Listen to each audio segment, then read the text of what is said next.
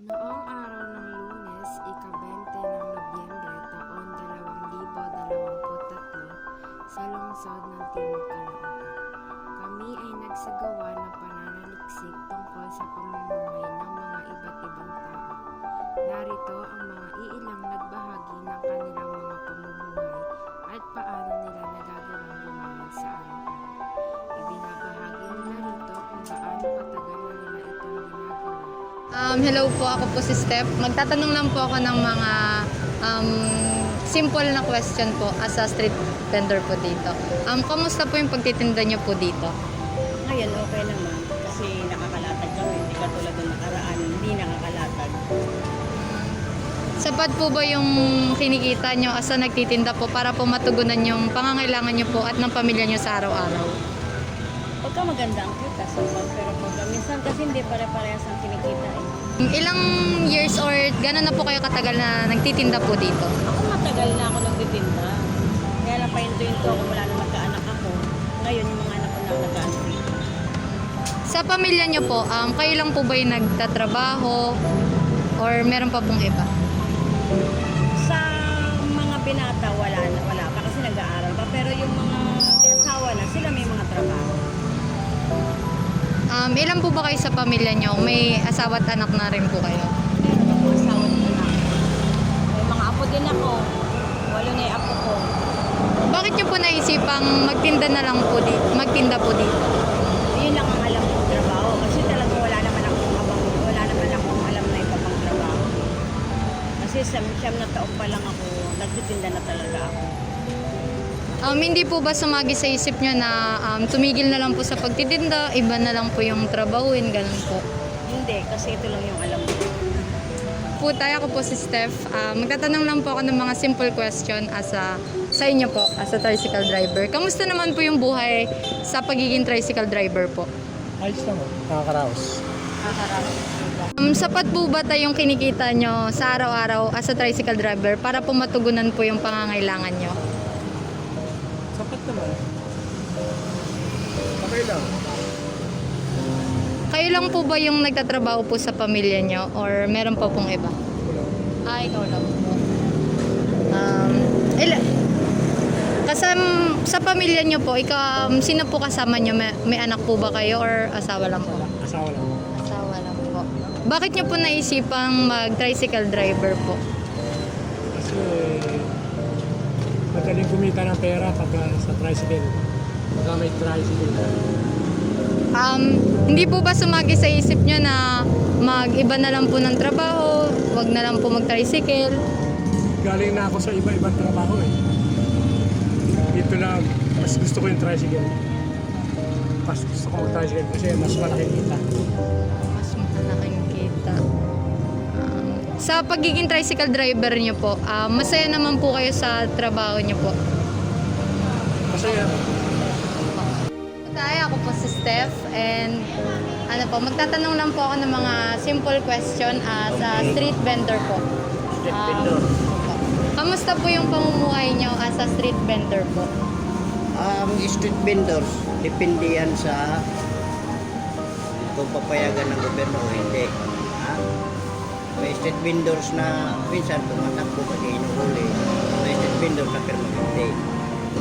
Depende yan sa takbo ng panahon. Sa pagtitinda nyo po dito sa araw-araw, sapat naman po yung kinikita nyo para matugunan po yung pangangailangan nyo sa araw-araw. Hindi, ano na naman to. Actually, hindi talaga namin to inaasahan. Extra lang. Para Extra. Kayo lang po ba? naghanap lang ng ikaga parang extra income. Sa pamilya nyo po ba, kayo lang po ba yung nagtatrabaho or meron din po? Mga professional na anak ko.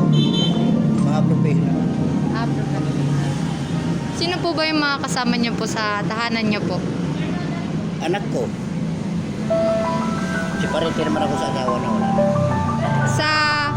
Sa pagtitinda nyo po dito, kung hindi nyo po ba sumagi sa isip nyo na tumigil na lang po sa pagtitinda, mag-focus na lang po sa pamilya nyo since sinabi nyo po na professional na rin po yung mga anak nyo?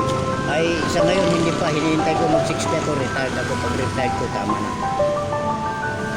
sa pagtitinda niyo po dito, kamusta naman po yung experience niyo sa pagtitinda niyo po? Happy, nalilibang na. Gano'n na po ba kayo katagal simula pong nagtinda po kayo dito? May mga 2 years na. Mga 2 years na po.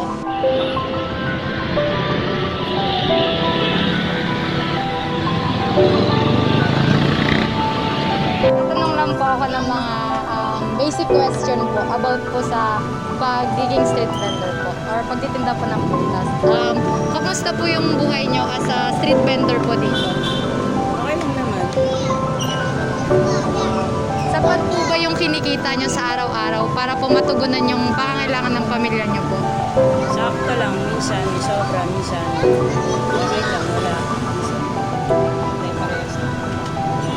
Ilan po ba kayo nagtatrabaho po sa pamilya nyo kasama ka po? Kami, dalawa lang ang asawa ko. Bakit nyo po naisipan mag-street vendor po dito? Kung yung asawa nyo po nagtatrabaho din po? Pares kami titinda. Kasi yung kinagis na yung magtinda. Hindi po ba sumagi sa isip nyo na itigil na lang po yung pagsi-street vendor, mag-isip po ng ibang ititinda, ganun po, or ibang trabaho po? Tingin ko kasi mas hawi ko kasi yung trabaho ganito. Saka mas medyo malaki ang kinikita ko kaysa magtrabaho. Ilang taon na po ba kayo or gano'n na po kayo katagal simula nag-street vendor po kayo? 25 years. Sa 25 years po nun, masaya naman po kayo sa pagiging street vendor nyo po? Oo, masaya naman. Masaya.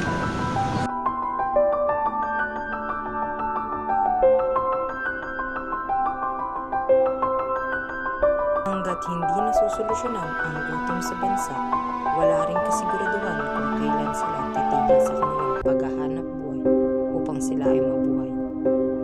At ito ang aming dokumentaryo. Ako si Stephanie A. Palacios.